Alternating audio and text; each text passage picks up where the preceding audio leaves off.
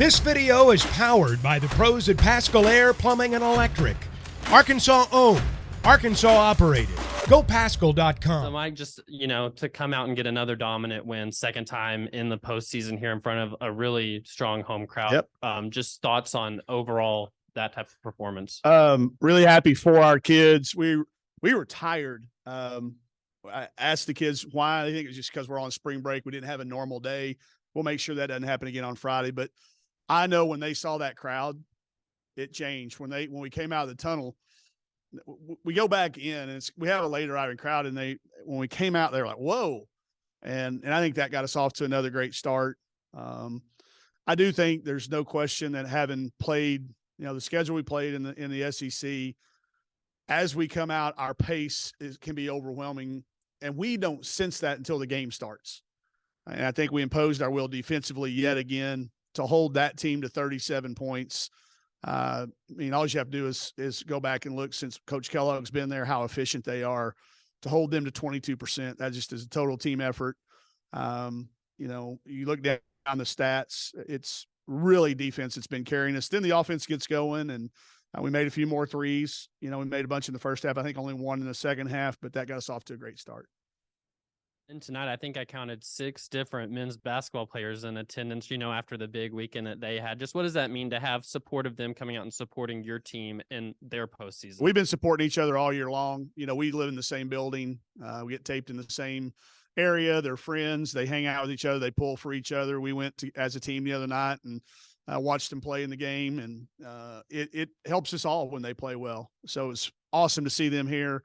I know our crowd loves to see that, but it's genuine. They're not just coming. They got other stuff to do. They're on spring break too, and we got a pretty big game coming up. So for them to come out and support, it means a lot to our girls and us as a staff as well. And the last thing I'll ask is, there's a possession I think of in the third quarter where Michaela got an offensive rebound. Somebody missed. Rylee gets an offensive rebound, kicks it over to Saylor, who hits a layup. In fact, it just seemed like it was a possession where you saw the intensity the team was playing with and their determination. I think so. I know exactly the play you're talking about. I got a couple of texts about it from people that are coaches, and they were like, defining moment, paying off. You could tell they're playing with some energy. So, I think there were moments throughout the game. There were a lot of really cool moments in our huddles tonight. Things that were being said to each other.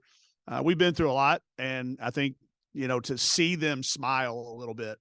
We've got a terrible group of poker players. They cannot mask their feelings at all. I would love to take all of their money after they get older and it's legal, whatever. But they want to please, and it's fun to see them now starting to learn. I know we're a long way into the season, but they have really learned to talk to each other, respond to each other, and pick each other up. Chrissy having to go out after the halftime. Her shoulder was really, really sore, an injury from practice a few weeks ago, just kind of aggravated it. I think she'll be ready to go for Friday. But, Rylee stepped in there seamlessly. I thought Jersey's minutes were, again, really, really good. And then, ask a lot out of Mac and Sam. Mac defensively, the job she did on Harrison, holding her to just one field goal until the last on her. I think the other field goal came after we checked her out. So, like I said, to hold that team to that number of points and that percentage, I'm just now looking. They had 3 field goals in the first, 3 in the second, 2 in the third, and 3 in the fourth. I wouldn't have predicted that. Have you ever had a player impact a game more without scoring a point? Probably not. I wouldn't have known that she didn't score a point, but that's why we call them Rylees or Langermans, or that's something we've been doing for the last 2 years. I honestly can't explain it, but it's also the kid that we saw when we were recruiting her. I've told y'all before that we weren't going to see her, and she just kept jumping off the page at you. This kid just makes winning plays. It is so hard to do, but yeah, no, probably not, Grant. I'd have to really search hard to find some game when that happened. But I mean, not even the numbers, not the number of rebounds, the number of tip balls, the number of times she was in the right place to take away a drive or make a next hockey assist pass was really, really good. And everybody rallies around her. I think, when she makes a play like that, not only does the crowd get up, but it gets our team up.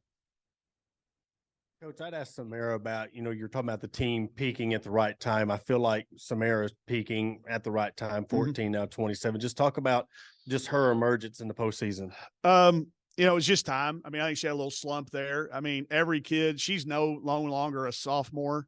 I mean, she's played as many minutes as a lot of seniors have. So they go through those moments. They go through those times. We all do it. I do it. They do it. We've all individually done it. And to see her catch her second win and get that fire going. And again, we all spark each other. We continue to spark each other when it comes to those things like that. But, when she gets going at that speed and that pace, there's just not very many guards and still left in the tournament that are as fast as she is with and without the ball.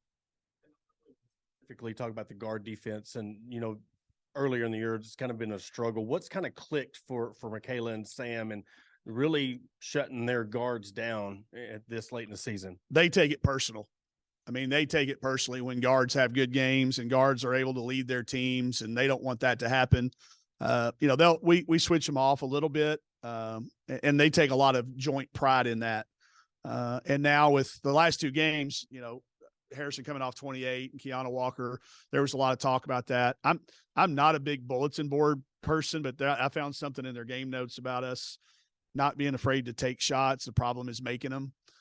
So we were a little bit motivated by that, just a little extra off the bat. I think we made 7 threes and only 1 in the second half. But I do think our group, especially those two, have a lot of pride, very prideful. And I think there were times this year when guards maybe had games on them that they didn't much like. And I think they've made it a concerted effort in practice. And the other thing I'll have to tell you is having our guys' practice team back matters.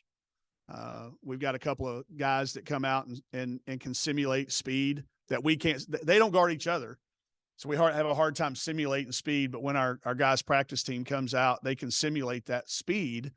And our kids have been very vocal this year about how we do prep. Like I tend to kind of pull back a little bit because I worry about injury and I worry about fatigue and I worry about all that. And they were like, hey, we've got to go live and we need our guys. And they've been great for us all year long, but specifically to your point here lately.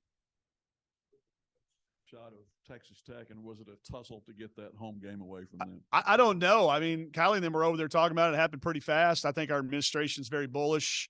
I'm sure they, in their meetings, I know, I mean, we all know how our athletic department, how aggressive they are. And I think they probably were very aggressive in wanting to host. I mean, we have 33,000 here on a Monday night.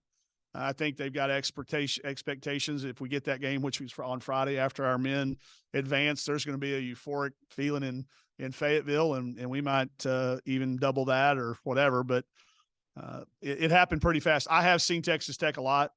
There's a lot of people on that roster that we're familiar with that have transferred in there, and we follow the Big 12 very closely at our house as Bowen walks into the room. He could probably tell you something about Texas Tech, can't you, Bowen?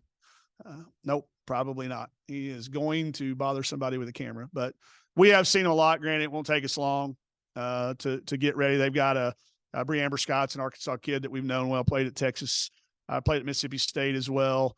They're going to come out of the Big 12. Had a good, that's another rugged league, and SMU's a good team too. So I haven't seen that film yet. For them to beat SMU by that score, I know they're playing well and starting to peak at the right time. You get this deep in the tournament, everybody you're going to play is good and playing well.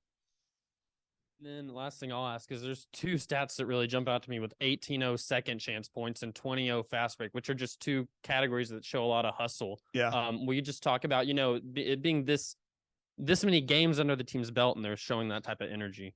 We're not historically a second chance team. That's just not our makeup. We choose to go the other way. But I think based on the way the game was tonight, that opportunity was there.